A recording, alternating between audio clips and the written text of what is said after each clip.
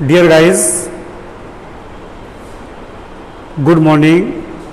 Today I shall teach you narration, changing from direct to indirect speech. बच्चों, जैसा आपको पता है कि डायरेक्ट स्पीच में वक्ता की बात का ज्यों का त्यों भाव प्रकट किया जाता है, उसे कहते हैं direct speech. In direct speech we express the words of a speaker as it, मतलब जैसा वक्ता ने बोला उसी प्रकार से हमने उन शब्दों को व्यक्त किया, उसे कहते हैं डायरेक्ट स्पीच। और इनडायरेक्ट स्पीच में हम वक्ता के शब्दों को जो का तो न बोल करके केवल हम उसके भाव को, उसके सारांश को व्यक्त करते हैं। In indirect speech we do not express the words of speaker as it, we express only substance. तो इस प्रकार से आप लोगों को पता चला कि डायरेक्ट और इनडायरेक्ट में क्या अंतर है। डायरेक्ट में वक्ता अपने शब्दों को या वक्ता के शब्दों को जो का तो बोला जाता है, और इनडायरेक्ट में हम उसके शब्दों को अपने तरीके से बोलते हैं और उसके सारांश को प्रस्तुत करते हैं। जैसे डायरेक्ट स्पीच में he said to me, comma inverted commas began, I can help you now. अब इसमें ही ने मुझसे कहा, उसने मुझसे कहा, I can help you now, मैं आपकी मदद कर सकता हूं। तो इसमें जो उसने मुझसे कहा, इसमें जो बात उसने की है वो इन्वर्टेड कॉमा के अंदर बंद है, आई कैन हेल्प यू नाउ। तो इसको कहते हैं डायरेक्ट स्पीच। और इस स्पीच को हम इनडायरेक्ट में जब बदलते हैं तो इसमें कुछ परिवर्तन होते हैं। बच्चों, आपको ये परिवर्तन बहुत ही आवश्यक है सीखना। अगर हम इन परिवर्तन के बारे में नहीं जानेंगे तो हम डायरेक्ट से इनडायरेक्ट बनाने में असफल होंगे। पहला परिवर्तन, इसमें लगभग 5 प्रकार के परिवर्तन होते हैं और इन 5 प्रकार के परिवर्तन के जो रूल्स हैं वो प्रत्येक छात्र को, प्रत्येक सीखने वाले को पता होने चाहिए। सबसे पहला परिवर्तन होता है रिपोर्टिंग वर्ब का। एक चीज और आपको ध्यान में रखनी है, जो इन्वर्टेड कॉमा के अंदर पूरा सेंटेंस होता है इसको कहते हैं रिपोर्टेड स्पीच, और जो इन्वर्टेड कॉमा से बाहर का वाक्य होता है उसको कहते हैं रिपोर्टिंग वर्ब। तो बाहर के वाक्य में रिपोर्टिंग वर्ब में परिवर्तन होता है। उसके बाद में तो पहला परिवर्तन आपका होता है, फर्स्ट चेंजिंग जो होगी वो होगी रिपोर्टिंग वर्ब की। उसके बाद में जो दूसरा परिवर्तन हम करते हैं डायरेक्ट से इनडायरेक्ट बनाते समय, उसमें करते हैं कॉमा और इन्वर्टेड कॉमा की जगह पर ये हम दूसरा परिवर्तन करते हैं, सेकेंड चेंजिंग।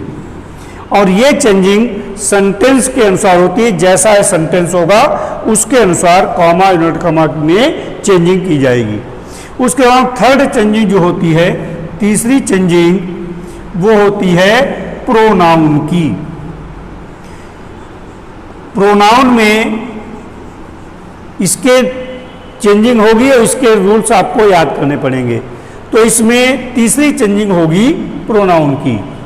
उसके बाद में नंबर 4th जो चेंजिंग होती है वो होती है वर्ब की। वर्ब की चेंजिंग होगी नंबर 4 पर। और उसके बाद में जो 5th प्रकार की चेंजिंग होती है, जो 5वीं चेंजिंग है, वो होगी निकटता प्रकट करने वाले शब्दों को दूरी प्रकट करने वाले शब्दों में हम इनकी चेंजिंग करते हैं। जैसे नाउ है, नाउ का देन, दिस पास की चीज के लिए व्यक्त करता है तो दिस का हो जाएगा दैट, हियर का देयर। तो इस प्रकार से 5 प्रकार की चेंजिंग्स हैं और इनको हम भली प्रकार से सीख लेंगे। और सीखने के बाद में डायरेक्ट से इनडायरेक्ट बनाते समय हमें कोई भी परेशानी नहीं होगी और हम आसानी से इनडायरेक्ट बना सकते हैं। अब सबसे पहली जो चेंजिंग होती है रिपोर्टिंग वर्ब की। हमको ये चेंजिंग सीखनी है और इस चेंजिंग में सेंटेंस के अनुसार इसकी चेंजिंग होती है। सेंटेंस होते हैं 5 प्रकार के, आप लोगों ने पहले भी सीखा है, पहले वीडियो में हमने सेंटेंस के प्रकार के बारे में बताया था। तो 5 प्रकार के सेंटेंसेस होते हैं, असर्टिव, इंटरोगेटिव, इंपरेटिव, एक्सक्लेमेटरी और ऑप्टेटिव। ये 5 प्रकार के सेंटेंसेस होते हैं, जिसमें सबसे पहले प्रकार का जो सेंटेंस है असर्टिव सेंटेंस। अगर ये सेंटेंस है असर्टिव सेंटेंस, तो हम देखेंगे कि किस प्रकार से रिपोर्टिंग वर्ब में चेंजिंग होती है और कॉमा इन्वर्टेड कॉमा की चेंजिंग होती है। सबसे पहले इस वीडियो में हम आपको शुरुआत में इन 2 की चेंजिंग के बारे में बताएंगे और उसके बाद में ये भी तुमको इसमें पता चलेगा कि वर्ब में चेंजिंग होगी या नहीं होगी। तो सबसे पहले असर्टिव सेंटेंस अगर हम देख लेंगे, इन्वर्टेड कॉमा के अंदर का वाक्य अगर असर्टिव है, जिसकी पहचान आपको पता है, असर्टिव की मुख्य पहचान है सबसे अंत में फुल स्टॉप लगा होगा और वाक्य की शुरुआत में यहाँ पर ये सब्जेक्ट होगा। सब्जेक्ट आपका नाउन या प्रोनाउन हो सकता है। तो इस प्रकार से हम पहचान लेंगे कि हमारा वाक्य असर्टिव है, और असर्टिव है तो हम फिर रिपोर्टिंग वर्ब की चेंजिंग कैसे करेंगे, आपको नीचे इसमें दिया गया है। डायरेक्ट सेंटेंस में रिपोर्टिंग वर्ब के स्थान पर से, सेज, विल से, शैल से, सेड या say to, says to, will say to, shall say to या सेड टू आदि लगे हो सकते हैं। जैसा कि इस सेंटेंस में सेड टू का प्रयोग किया गया। अब आपको देखना है कि अगर रिपोर्टिंग वर्ब के बाद टू का प्रयोग नहीं है तो हम इसमें कोई चेंजिंग नहीं करेंगे। सेंटेंस है हमारा असर्टिव और रिपोर्टिंग वर्ब में से, सेज, विल से, शैल से या सेड के बाद में टू का प्रयोग नहीं हुआ तो हम इनडायरेक्ट बनाते समय इसमें कोई चेंजिंग नहीं करेंगे। से लगा है तो से का से लिख दिया जाएगा, सेज है तो सेज आ जाएगा, विल से, शैल से है तो इनको जो का त्यों लिख देंगे। यहां तक कि सेड अगर लगा है इसके बाद टू का प्रयोग नहीं हुआ तो सेड को भी हम जो का त्यों लिख देंगे। इनडायरेक्ट में इसकी कोई चेंजिंग नहीं होगी। उसके बाद में अगर इनके बाद में टू लगा है तब हम चेंजिंग करेंगे। अब उस चेंजिंग के लिए हमको ध्यान देना है कि से की जगह पर टेल कर देते हैं। से की जगह पर टेल कर देंगे। अगर से के बाद में टू लगा है तो इसका मतलब से टू को टेल में करेंगे। इसी प्रकार से अगर सेज टू है, से में यस लग गया तो सेज टू को फिर टेल में यस लगा देंगे, टेल्स कर देंगे। इसी प्रकार से अगर विल से टू है तो से टू को आप टेल में बदलते हैं तो विल से टू को विल टेल में बदल दिया जाएगा। इसी प्रकार से शैल से टू को शैल टेल में बदलेंगे। और सेड टू को जब ये सेकंड फॉर्म आ गई से तो इस प्रकार से हम इनमें परिवर्तन करेंगे।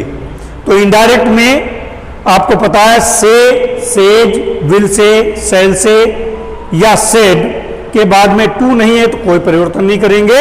और इनके बाद में अगर टू का प्रयोग हुआ तो हम से टू को टेल, सेज टू को टेल्स, विल से टू को will tell, shell say to को शैल टेल और सेड टू को टोल्ड में बदलेंगे। उसके बाद में रिपोर्टिंग वर्ब के टेंस के परिवर्तन के बारे में देखेंगे।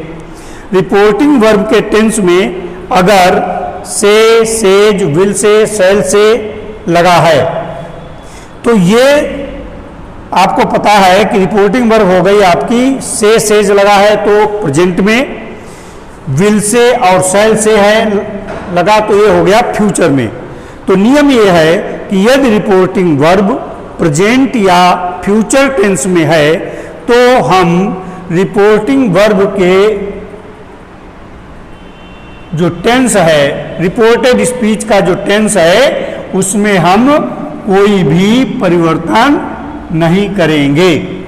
तो रिपोर्टेड स्पीच की वर्ब में हम कोई भी परिवर्तन नहीं करेंगे। तो इस प्रकार से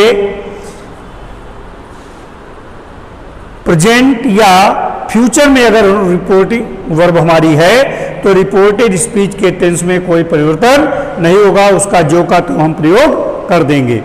उसके बाद में अगर सेड का प्रयोग है या सेड टू का प्रयोग है तो सेड और सेड टू ये दोनों पास्ट में आते हैं।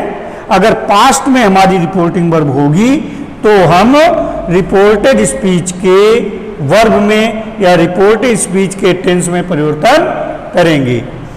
तो इस प्रकार से बच्चों आपको पता चला कि रिपोर्टिंग वर्ब का परिवर्तन कैसे होगा।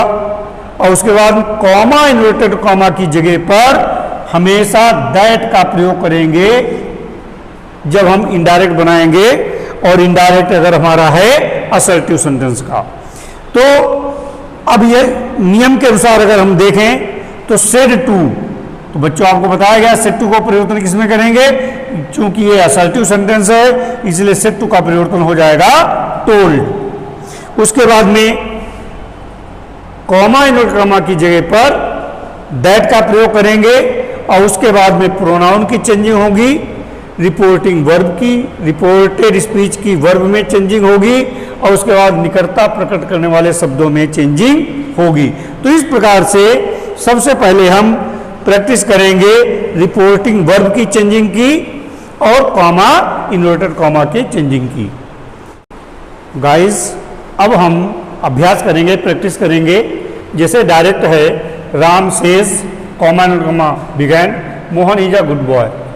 अब इसमें हम देखेंगे सेज, ये रिपोर्टिंग वर्ब है तो सेज के बाद में टू का प्रयोग नहीं हुआ, तो जब हम इनडायरेक्ट बनाएंगे तो इसको जो का तो लिख देंगे राम सेज।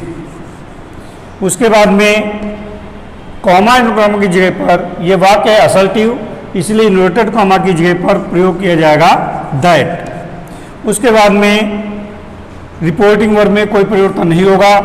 यहाँ पर नाउन है, प्रोनाउन होता चेंजिंग होती तो नाउन में भी कोई चेंजिंग नहीं होगी। तो Mohan is a good boy. इसी प्रकार से सेकंड सेंटेंस है the doctor will say comma inverted comma began the patient will die soon. इसमें भी बच्चों देखिएगा कि विल से का प्रयोग है, इसके बाद में टू का प्रयोग नहीं है, तो इसको भी जब हम बनाएंगे तो विल से का जो का त्यों विल से लिख देंगे, तो बन जाएगा द डॉक्टर विल से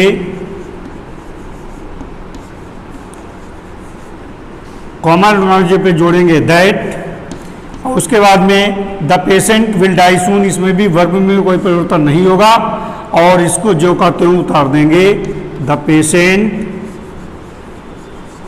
will die soon.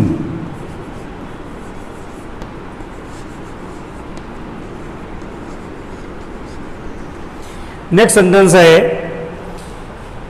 I say to him comma inverted comma began the mother cooks the food daily. अब इसमें देखिएगा से के बाद में टू का प्रयोग हुआ है। जब से के बाद में टू का प्रयोग है तो आपको वीडियो में बताया गया कि से टू को हमेशा टेल में बदलते हैं, तो इसको बदल देंगे आई टेल हिम, और कॉमा इन्वर्टेड कॉमा की जगह पर दैट का प्रयोग करेंगे।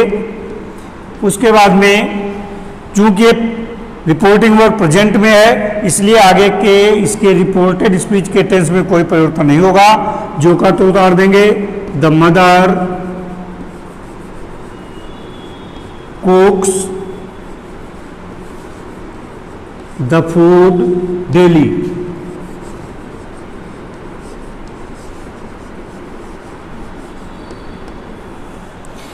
नेक्स्ट सेंटेंस है Anil said to me Ravi is very naughty.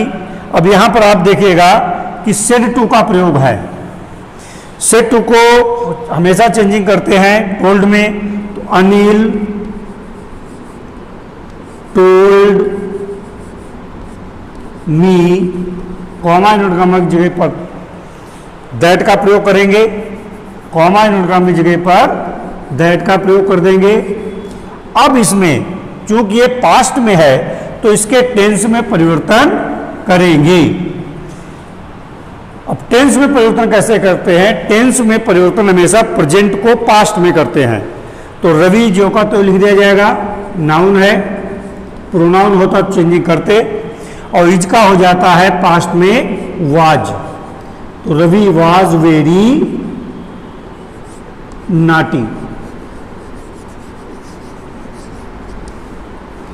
Guys, इस प्रकार से हम रिपोर्टिंग वर्ब और कॉमा इनवर्ट कॉमा की चेंजिंग को हमने इस वीडियो में सीखा है।